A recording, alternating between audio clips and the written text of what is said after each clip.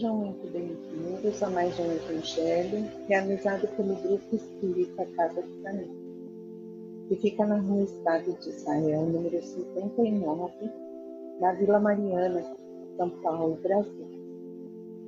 Antes de iniciarmos nosso Evangelho, uma breve explicação sobre a sua composição.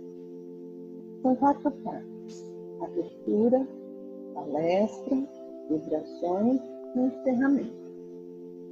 A abertura é o momento de nos voltarmos para o nosso interior, sentir o pulsar do nosso coração, tirarmos da nossa mente as preocupações, ansiedades e adversidades.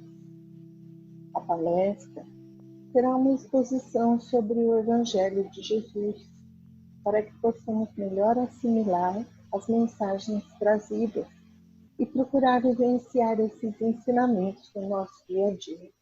O tema hoje vai ser a fé. Quem vai explanar é o César Ferreira. Na sequência virão as vibrações, que são as doações, onde todos nós podemos emanar pelo nosso pensamento as energias amorosas, acompanhando-as mentalmente, conforme forem sendo proferidas pelo Rogério. E no final, temos o encerramento, que é um momento de gratidão, de estarmos abertos aos benfeitores espirituais para receber todo o envolvimento de amor e carinho que eles nos trazem, para que tenhamos confiança e esperança no nosso dia a dia. E assim vamos então dar início ao nosso Evangelho, procurando uma posição confortável, prestando atenção na respiração. Mentalizamos nosso Mestre Jesus, aquele sorriso negro, de braços abertos, nos recebendo para esse momento do Evangelho. Possamos estar de coração aberto para ouvir toda essa reflexão, procurando absorver e compreender, e que possamos, no nosso dia a dia, refletir sobre essas palavras que foram trazidas. Estejamos com Jesus hoje e sempre. Que assim seja, graças a Deus. Boa noite a todos.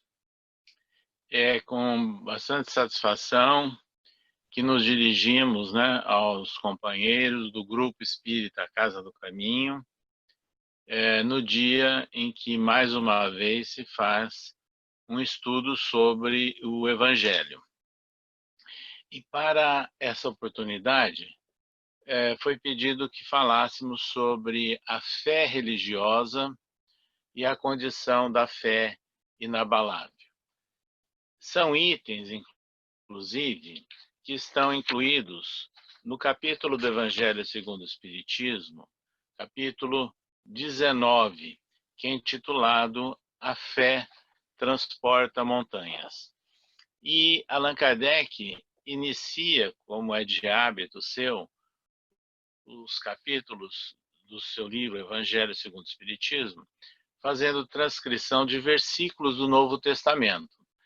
E ele faz transcrições de Mateus nesse capítulo, mas nós vamos citar apenas um trecho final, que é bastante conhecido e sempre lembrado, onde Mateus anotou o seguinte: pois em verdade vos digo, se tivesseis a fé do tamanho de um grão de mostarda, diríeis a esta montanha, transporta-te daí para ali, e ela se transportaria, e nada vos seria impossível.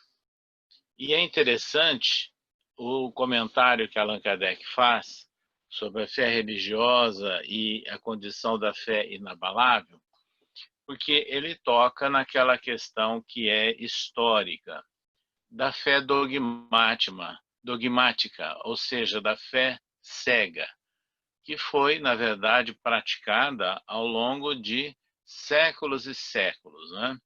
Onde as pessoas que seguiam determinadas áreas do cristianismo estavam impossibilitadas ou impedidas de raciocinar sobre as informações de Jesus ou sobre a própria fé. Ou seja, nada poderia ser questionado. E houve um momento cruel na história da humanidade, é que havia aquela famosa frase, inclusive, que levou a tristes desfechos, né? Que a pessoa era obrigada a crer. Crê ou morre, não é? Então, nos instantes de julgamentos finais, muitas vezes, dessas pessoas, algumas autoridades religiosas colocavam nessa situação. Então, ocorreram muitos martírios, evidentemente, no seio do próprio cristianismo, em função da questão da fé. Então, a fé dogmática é aquela que não permite o raciocínio, não há uma reflexão.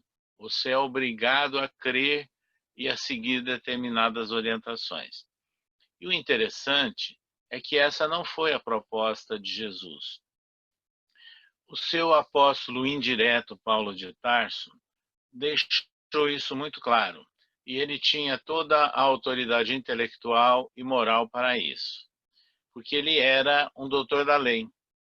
E depois que ele teve que deixar de lado todas as suas prerrogativas, né, como doutor da lei, seguidor e fiel defensor do Torá, ele começou a perceber que, ao adotar os ensinos trazidos por Jesus, era mais importante que as pessoas compreendessem não mais a lei como eles admitiam, se referindo ao Torá, como se fosse aquelas obrigações ritualísticas e formais, que eram necessárias, eram básicas, né, para assinalar a fé.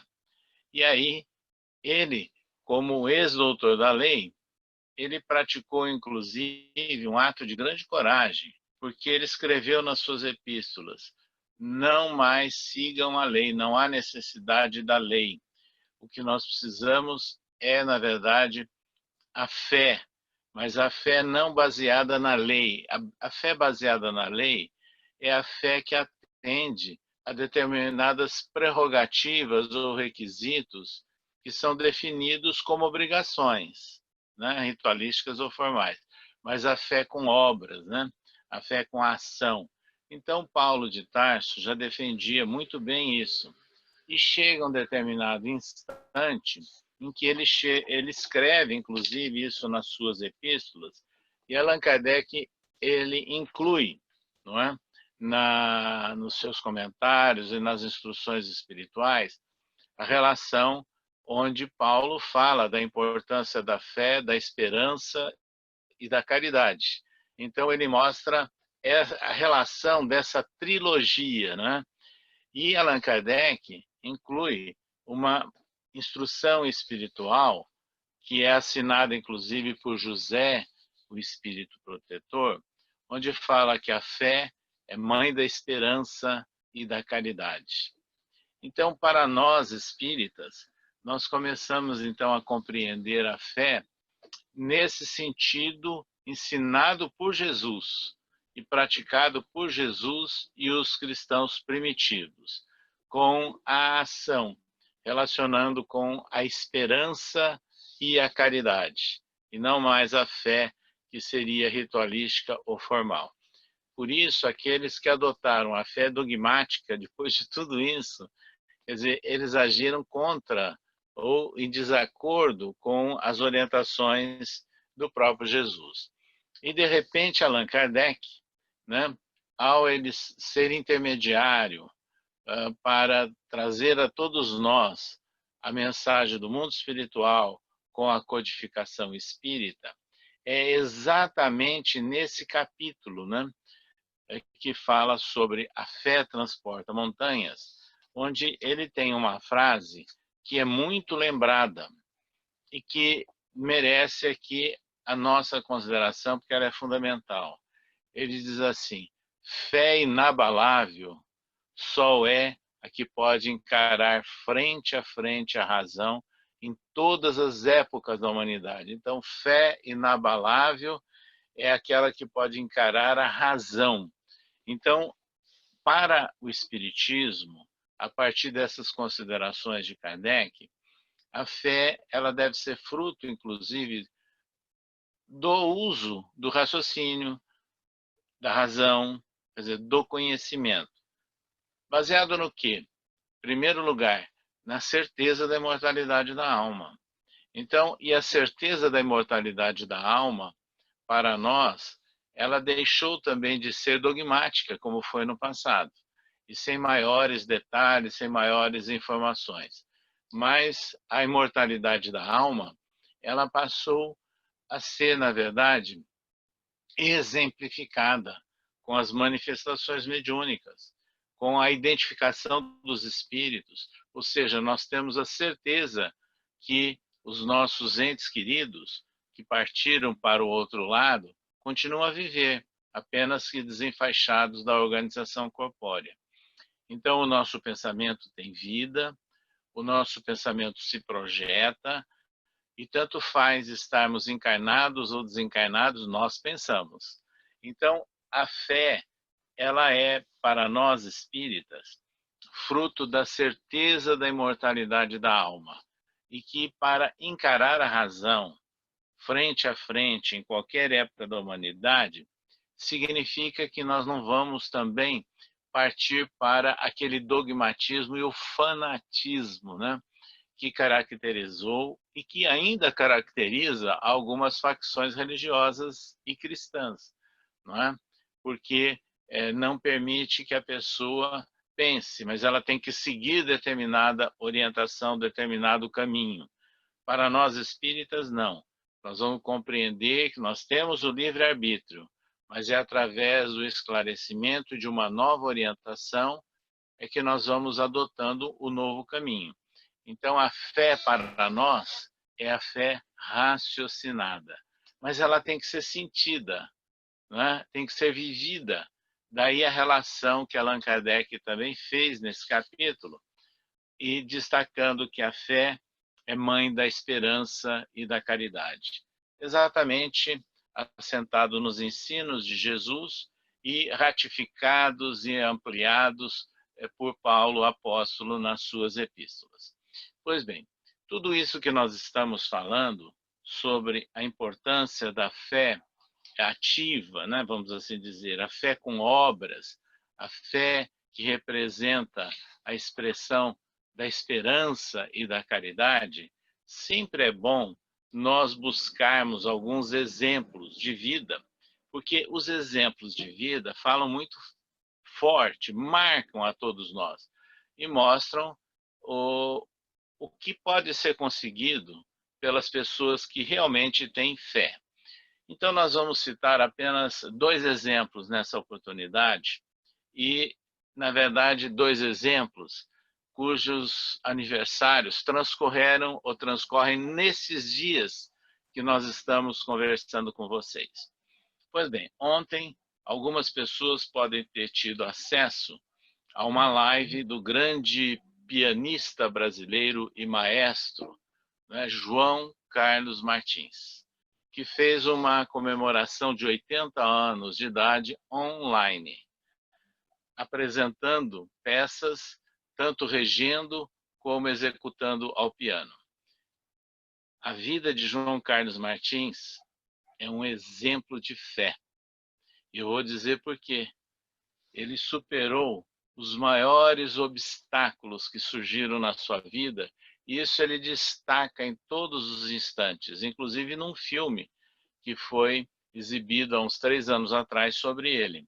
Porque ele sendo, na verdade, um virtuoso, né, um gênio, né, do piano, ele era portador de uma doença de origem nervosa.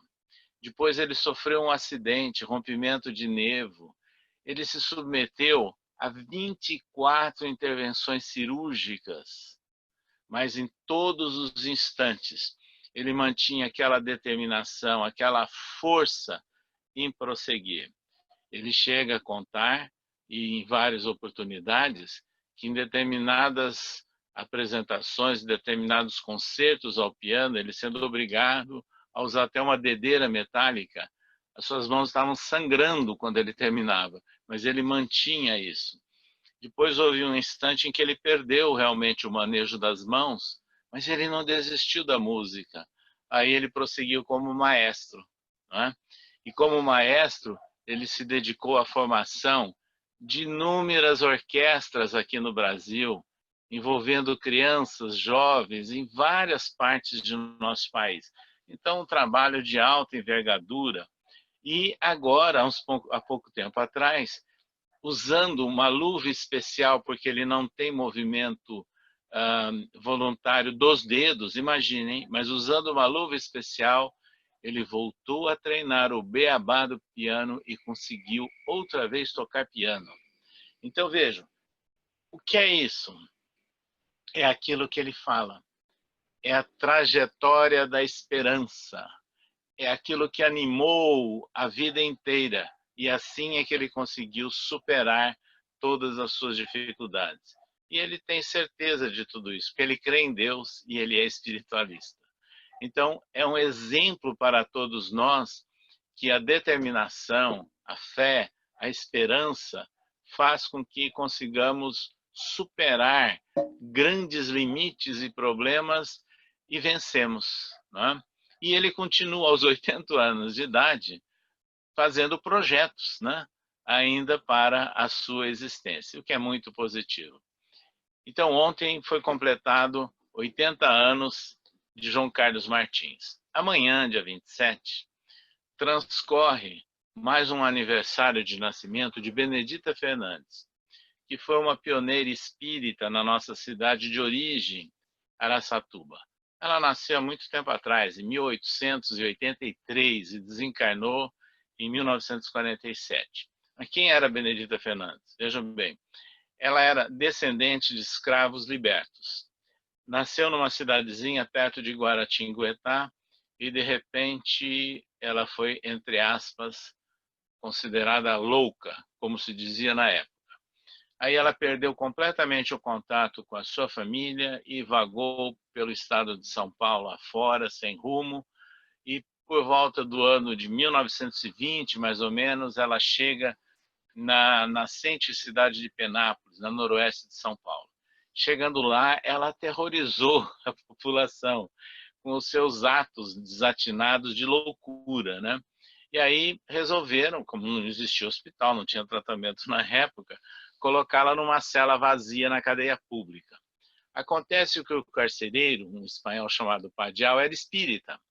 E ele percebeu que a chamada loucura daquela senhora era, na verdade, uma obsessão.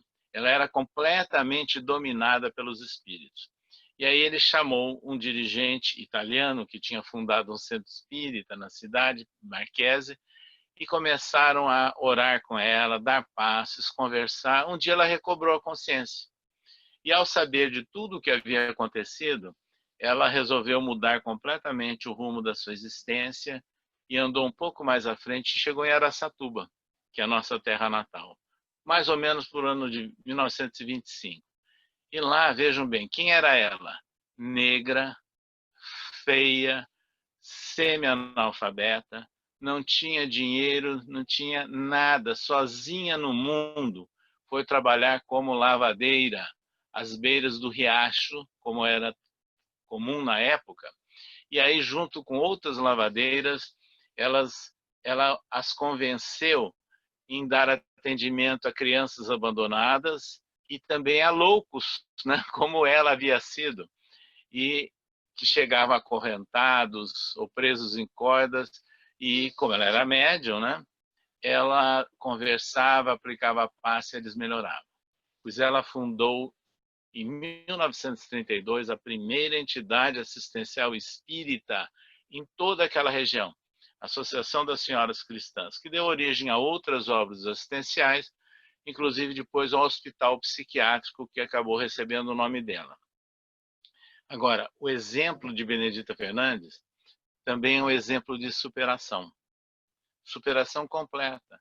Ela não era portadora de nenhum passaporte social, nada que favorecesse, mas ela conquistou, graças à sua tenacidade, à sua vontade de praticar o bem, o respeito da população, dos espíritas, da maçonaria, dos políticos locais, e assim ela se transformou na autêntica dama da caridade. Benedita Fernandes, que amanhã, dia 27, nós temos aí mais um aniversário do seu nascimento, também é um exemplo da fé com obras, da ação que está assentada na esperança e na caridade. Então, os dois exemplos que nós trouxemos nessa oportunidade, exemplos de vida, vamos assim dizer, nos chamam a atenção que esse é o papel da fé. São pessoas que têm fé no futuro, que têm certeza da imortalidade da alma, que têm confiança em Deus e que têm esperança no mundo melhor e na possibilidade de melhorar as condições a que nós estamos submetidos. É assim é que ocorre, né, o aprimoramento espiritual. É assim é que ocorre o progresso espiritual, como nós dizemos. E quando nós falamos desses exemplos de superação, com base na fé, que é autenticada pela expressão maior da prática da caridade e, ao mesmo tempo, da esperança, nós temos que, sem dúvida nenhuma, lembrarmos no nosso dia a dia, nas nossas dificuldades, nos embates que nós sofremos, até nas dificuldades e dúvidas que nós passamos aí com isolamento social, como acontece agora. Vamos lembrar de Meimei, que escreveu uma belíssima página pela psicografia de Chico Xavier, quando ela fala do valor da fé, e ela encerra dizendo que não fiquemos amorfinados e preocupados, às vezes centrados apenas no problema, mas oremos e confiemos, porque amanhã será um novo dia. Vejam bem, a esperança de um futuro e a certeza de que nós somos espíritos imortais, nós temos um longo amanhã pela frente. É assim que nós deixamos a todos vocês as nossas reflexões sobre a fé na conceituação espírita. E agora, queridos amigos, é chegado o momento das nossas doações. Porque vibrar é doar amor pelo nosso pensamento elevado.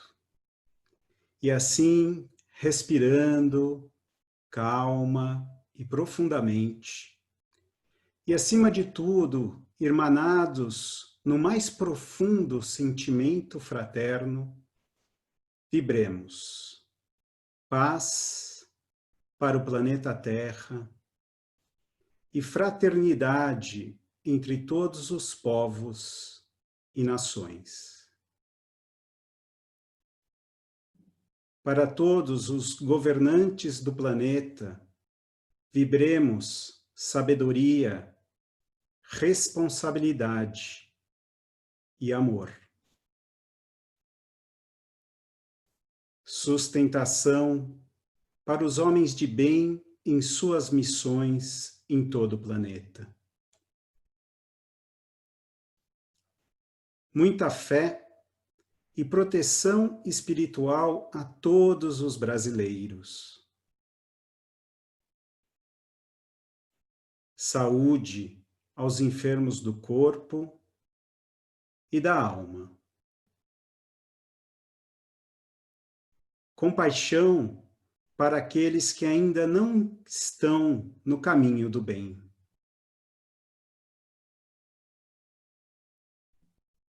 Amparo e proteção às crianças e aos idosos e discernimento aos jovens.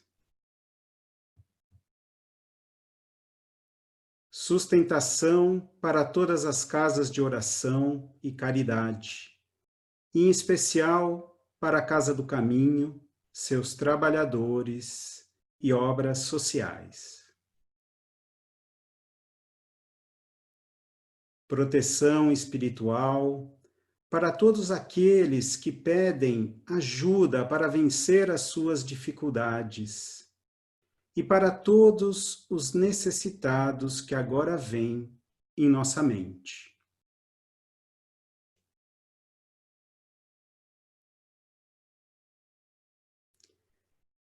Vibremos união para todos os núcleos familiares, harmonia para os nossos lares.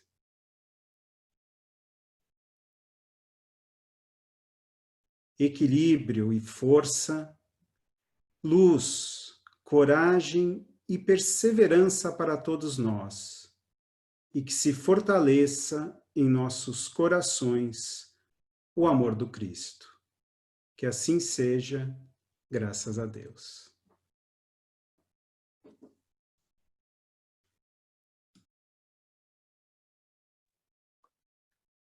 E assim, concluindo o nosso Evangelho, é chegado o momento e mais uma vez agradecemos a Deus, nosso Pai, ao Mestre Jesus, aos Espíritos de Luzes e em especial ao nosso dirigente Itaporã. Rogamos ao Mestre Jesus para que possamos assimilar os ensinamentos trazidos pelo seu Evangelho e colocar em prática as lições recebidas. E que o Senhor de bênçãos nos abençoe, e que o Deus de luz nos ilumine, e que a árvore de vida derrame seus frutos em abundância sobre todos nós. Que assim seja, graças a Deus.